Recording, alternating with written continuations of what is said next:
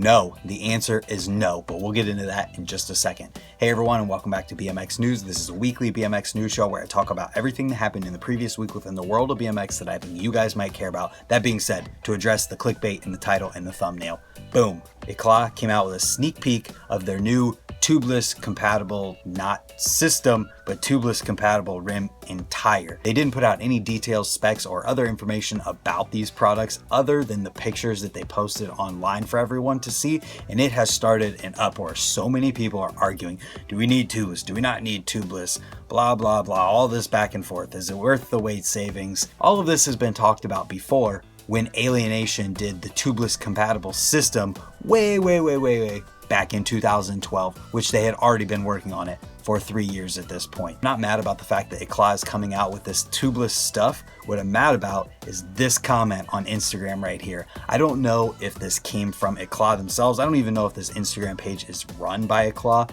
but to claim that no one else has made tubeless stuff for freestyle BMX is just completely wrong. Most of Alienation's rims right now, if you're running an Alienation Felon rim or a Vandal or a Mischief, it's tubeless compatible. That's what the extra hole in there is for. So like I said, not mad that this is coming out or anything like that. Just don't think it's very honest to try and make the claim that no one has ever done this before, whenever clearly it's out there right now for people to buy and use. And with that being said, if you guys do want to go tubeless and try it right now, you can do it. All you have to do is buy the Alienation stuff. All of these questions of, is it worth the weight savings? Is it gonna hold up? What happens if we land sideways on a flare? All of this stuff. The questions have already been answered and people have already tested it. And I did dig up a video over on the Come Up's YouTube channel from Rob Morgan and Zach Taylor of Alienation talking about the tubeless system way back in 2012 at Interbike. And they go over the entire thing, some of the process behind it. Zach even actually sets up an entire rim and tire combo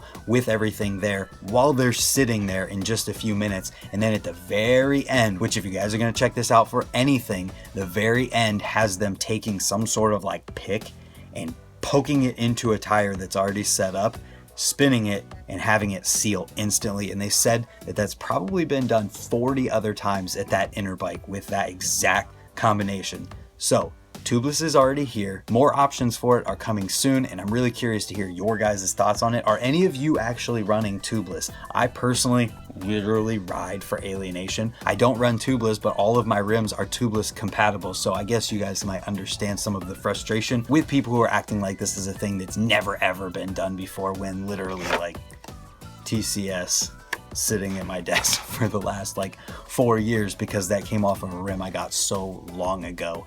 But you can't blame people who just don't know, because if you don't know, how are you going to? Until someone tells you, and that's what I'm here for. So enough of that back and forth, and if you guys want more information about a currently available tubeless system for freestyle BMX, check the link in the description below and watch that video because it's still relevant even though it's 8 years later, and then go to Alienation's website for more information specifically about the system itself. So with that being said, let's talk about something that I know a lot of people are excited about, and that is the Fingers Crossed video series that has come out with episode 1. And the first episode is basically just a catch up to get everyone up until the point where they're at now, with interviews talking about the bikes and the process of building them, how Garrett got involved, and how Ruben has actually been working on a bike of this style for over 10 years now. And he started with this crazy like hodgepodge of BMX parts and stuff put together, and you just have to watch it to see. But it's cool to hear a lot of the how and why behind this project. And in the next episode, it showed at the end that we're going to see a lot of riding stuff that we haven't seen before, some point of view riding stuff.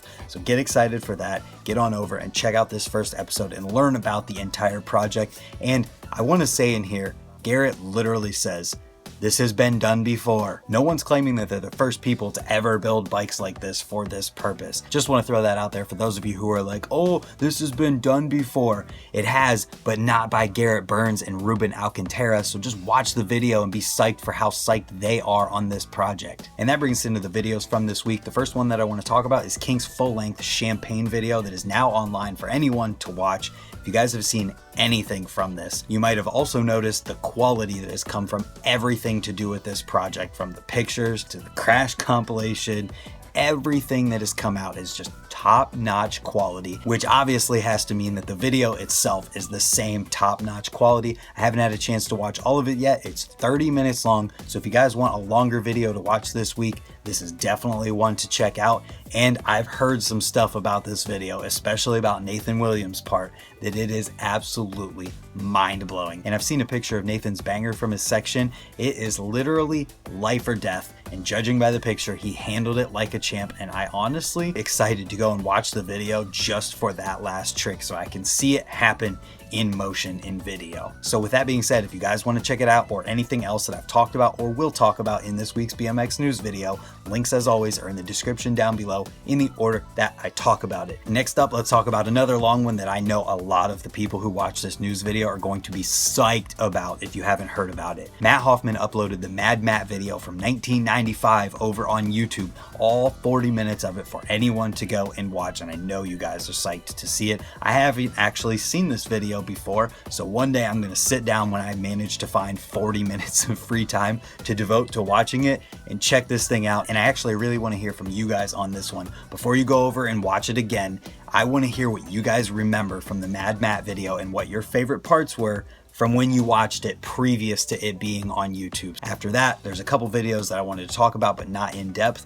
First of all, we've got No Bikes in New York City from Merritt. This one's got Cam Gervin, Brandon Began, and a couple other guys in there. And then there's a promo for Cult's DVD full length that's coming out called Knock 'em Down, so you can check that out if you want to. After that, we've got a video with Devon Smillie promoting the Onyx cranks from Eclat. The video is only 38 seconds long, but there's some legitimately mind-blowing stuff in this video. The one clip that got me super hyped that might make you want to see it is like something where he ends up fakie and then he does like a half cab but 270s to over pegs on a rail that's got to be like 3 feet high, and then does something out that I can't remember, but all of it was crazy. And there's a bunch of different shots and pictures of the cranks themselves in here as well to give you a look at them. And overall, it's a pretty good promotional video for only being 38 seconds. It gets the point across. It has some really solid riding in it, and it feels like there's a lot more there than 38 seconds. And I'm going to move on because I've definitely talked about this video for longer than it actually is. And then while I was cruising around the Alienation website today, I noticed a couple new products on there that haven't been publicly talked about but are publicly available for anyone to see.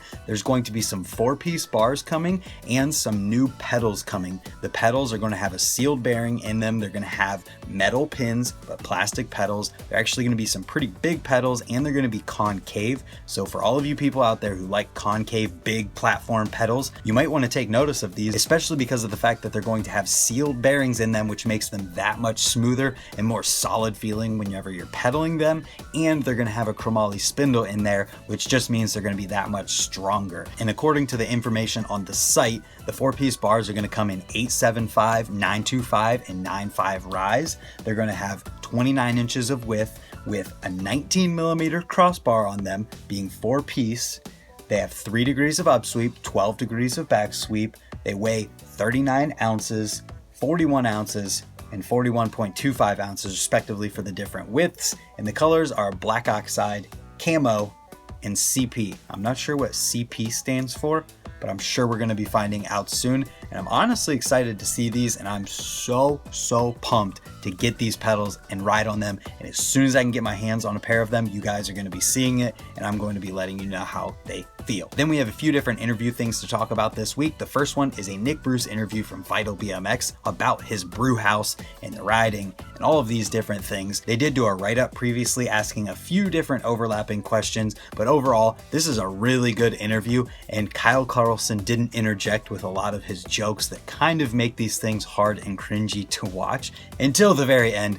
So we got to give him that. Then after that, we've got a video about the Wheel Mills Ride Like a Girl event put together by John Lynn. I think that's how you say it. You did a fantastic job on this video. It's got some interview stuff with Carly Young and a bunch of different girls who were involved in the event, I'm assuming last year, and it's put together just so well, and it's an all-around piece that can get people excited about this event, make them want to go out, and just get them excited about women riding bikes in general. And I, for one, am hoping that another video like this list comes out from this year's event because it was just really, really well done. Then there's a video with Edgar from Vans talking about how he rode 30 miles to get to a contest when he was 16 years old. And I'm not going to say anything else because I don't want to spoil it, but I will let you know that it's definitely worth the 2-minute watch time. And after that, I just wanted to plug something that I did earlier in the week on my channel with Darryl Tocco, the guy who made the Kink champagne video that I talked about previously. We did a podcast talking about BMX videography, talking about his gear and other video related things that I thought some of you who watched this BMX news video that might have missed that would like to see. So that's linked in the description below. If you guys had any thoughts on anything we talked about this week, from tubeless BMX rims to the fingers crossed video to Mad Matt from 1995,